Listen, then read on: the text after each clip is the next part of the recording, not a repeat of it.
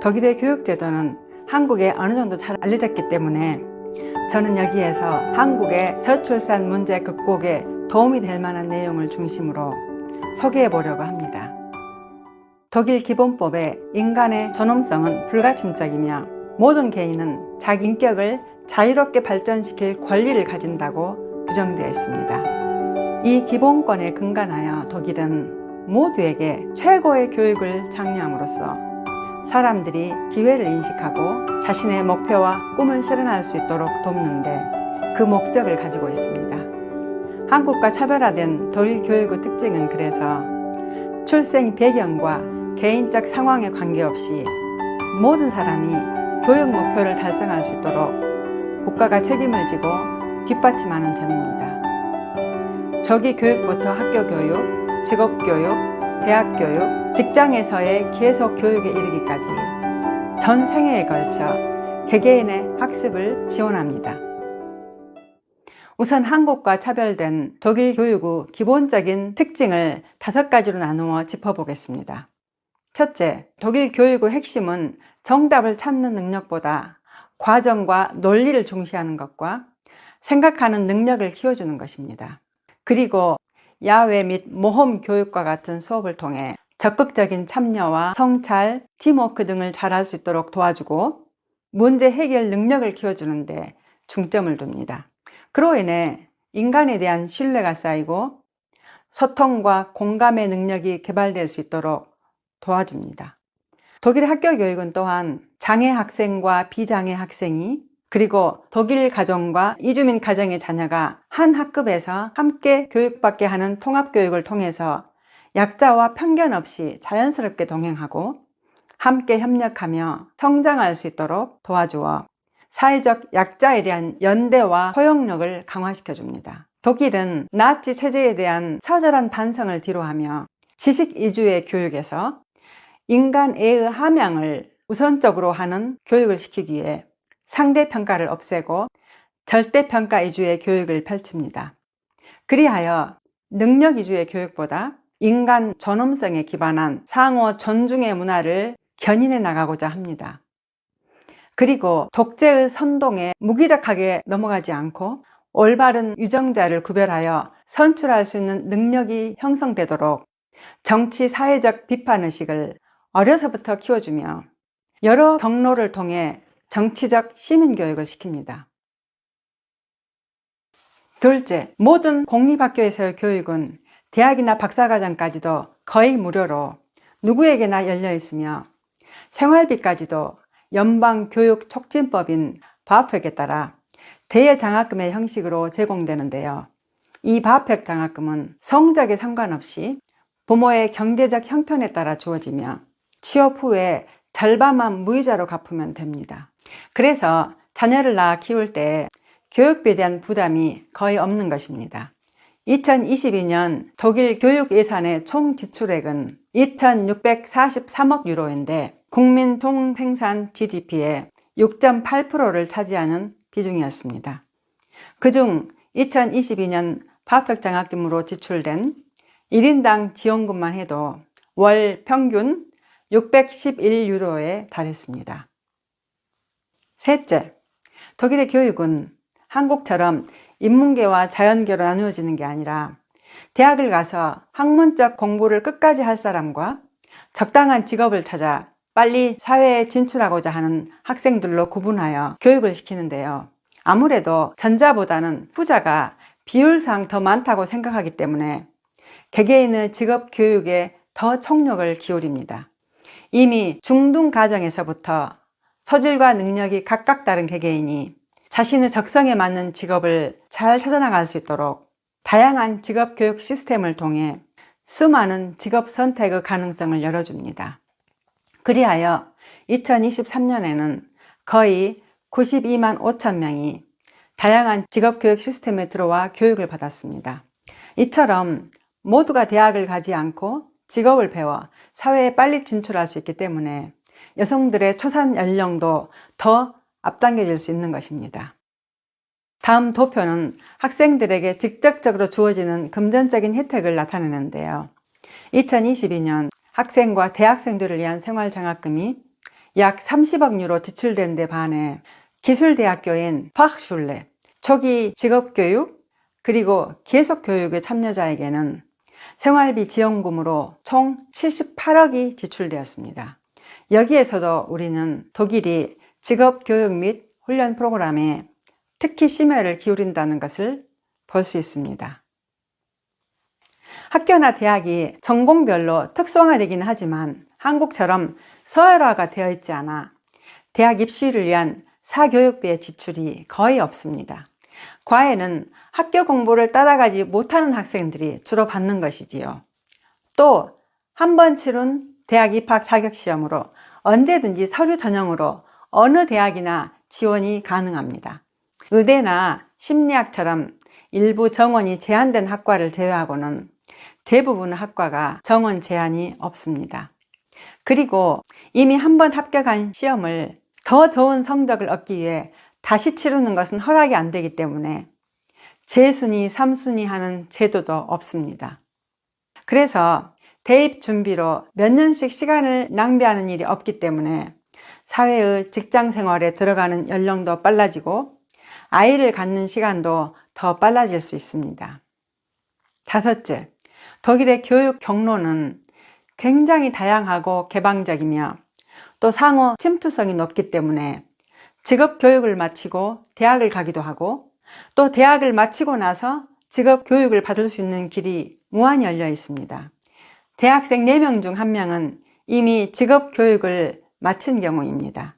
이처럼 독일에서는 한때의 잘못된 선택도 방향을 바꾸어 가며 자신에게 맞는 직업적 인생의 길을 찾아나갈 수 있는데요. 제 주변에는 벽돌공이나 목수, 미용사, 간호조무사와 같은 옛날 직업을 자랑하는 독일 교수들도 많이 있습니다. 이렇게 독일의 교육 시스템은 한 번 기회를 놓쳤어도 시행착오를 거쳐 얼마든지 자기가 원하는 길을 다양한 방법으로 찾아나갈 수 있도록 설계되어 있는데요. 이 모든 것을 총지휘하는 독일의 연방교육부는 그래서 자신을 스스로 샹센미니스테리움, 즉 기회부라고 칭합니다. 기회를 주는 부처라 이 말이지요. 이 5가지 특징에 의거하여 저는 독일의 교육제도를 다음 사항에 중점을 두고 3번에 나누어 다루고자 합니다. 1. 지금까지 했던 인트로. 2. 독일 교육제도의 기본 구조, 초등교육부터 평생교육까지. 3. 직업교육. 4. 대학교육. 5. 시민교육. 6. 끝으로 결론입니다. 독일 경제의 견고함은 학교 교육에서 나온다고 할 정도로 독일의 교육은 직업교육에 특화되어 있기 때문에 저 역시 독일의 직업교육에 더 초점을 맞추어 보려고 합니다. 시민정치 교육은 저출산 문제와 직접적인 연관은 약하지만 이번 한국의 12.3 비상계엄과 함께 나타난 한국 민주주의의 취약성과 함께 적나라하게 드러난 한국 사회의 분열과 불신, 혐오와 폭력성 등을 보며 어쩌면 한국의 교육에도 그 뿌리가 있는 것은 아닌지, 전인적인 교육보다는 경쟁 위주의 교육에서 살아남지 못한 자의 절망과 분노, 그리고 잘난 자의 오만이 어우러져 만들어진 공감과 연대가 부족한 한국 사회의 단면이 그냥 그렇게 속수무책으로 드러난 것은 아닌지 하는 생각을 하게 되었습니다. 그래서 현재 한국 상황에 필요하다고 생각되어 독일의 시민 정치 교육도 한번 소개해 보고자 합니다.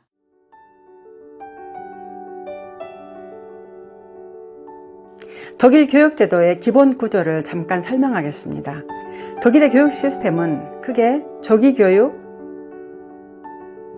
초등교육,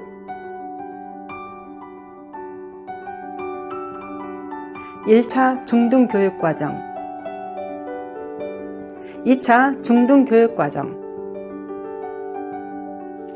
기술대학이나 대학과 같은 3차 과정,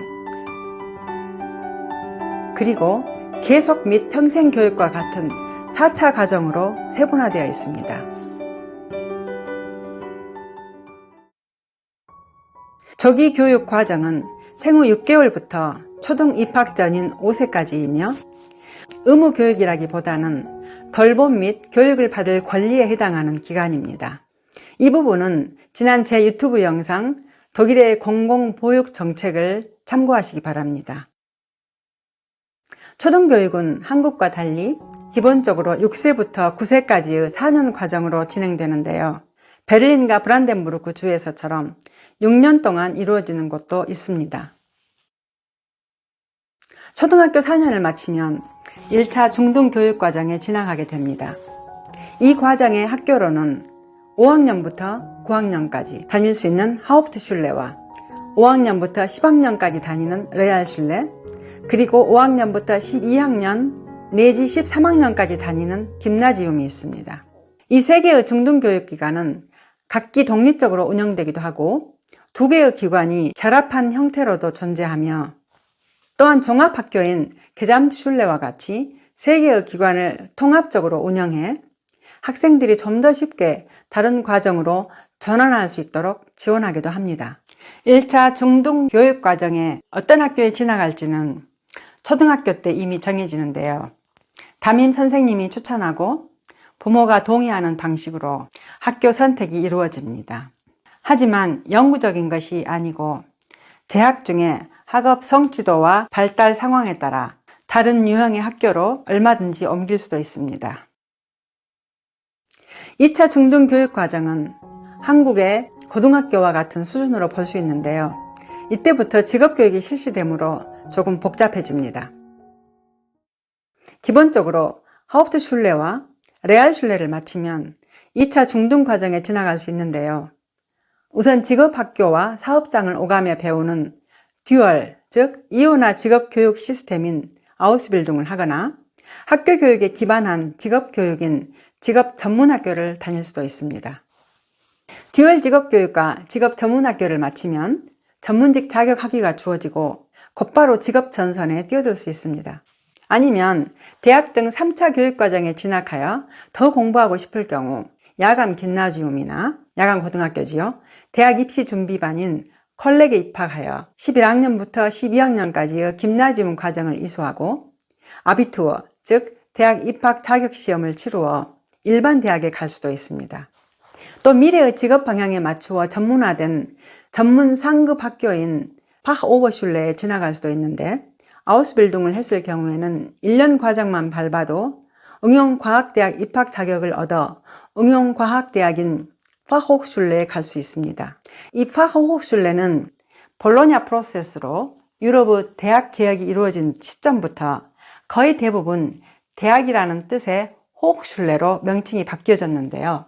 그래서 호흡슐레는 종합대학인 우니버시테이트와는 구별되는 응용과학대학을 사실상 의미합니다. 그리고 10학년을 마치고 중급 교육과정 이수 자격시험인 MSR을 치루어 김나지움 상급 과정에 들어갈 정도의 성적을 얻은 경우에는 전문 상급 학교인 파흐오버슐레에 입학할 수 있는데요. 2년 과정을 마치면 응용과학대학에 입학할 자격을 얻을 수 있습니다. 혹은 3년 과정을 마치고 일반 대학 입학 자격시험인 아비투어에도 합격하면 어느 대학이나 원하는 데 지원할 수 있습니다. 마지막으로 김나지움 상급 과정이 있는데요.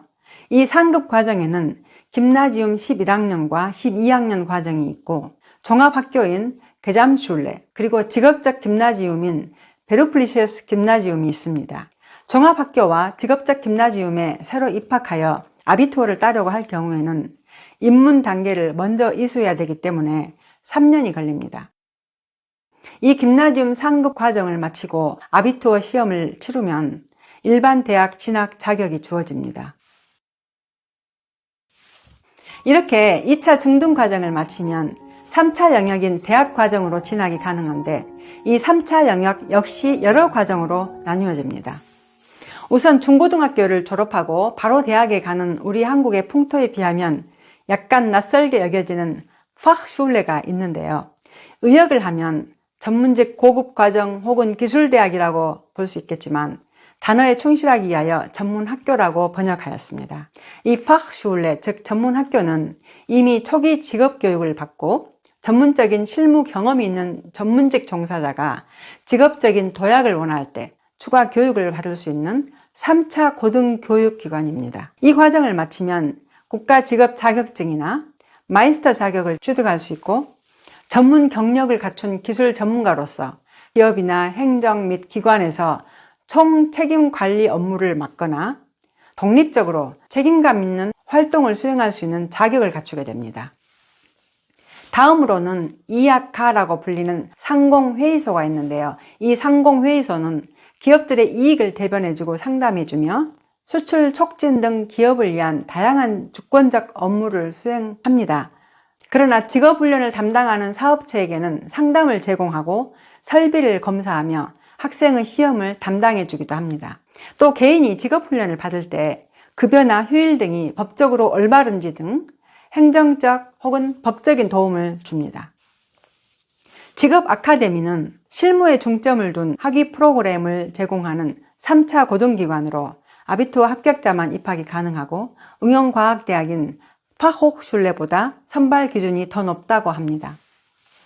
직업 아카데미에서의 이론적인 교육은 기업에서의 실무 교육과 결합되어 있습니다.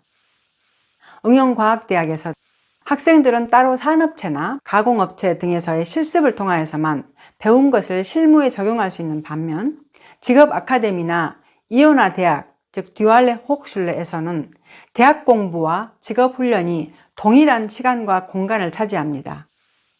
요즘엔 이오나 대학 과정이 더 보편적으로 알려지고 인기리에 더 많이 제공되는 추세입니다. 다음 3차 영역의 마지막으로 종합대, 교육대, 예술대 혹은 음대 등이 있는데요. 이는 한국의 대학들과 유사하다고 생각하면 되고 응용과학대, 행정응용과학대 등은 한국의 산업대학에 해당된다고 볼 수 있습니다. 대학에 대해서는 다음 편에 따로 더 자세하게 다루겠습니다. 마지막 제4차 영역으로 계속교육이 있는데요. 평생교육처럼 직업이나 학문적 연관성에 의한 추가 교육도 있지만 직업의 방향을 바꾸거나 더 심화시키고자 할 경우에도 사용되고 무엇보다 실업을 예방하거나 실업자가 새 직장을 구하는 데 도움을 주기 위해서 고용청 차원에서 방대하게 제공됩니다. 그래서 이 부분은 고용정책을 다룰 때 자세하게 언급하고자 합니다.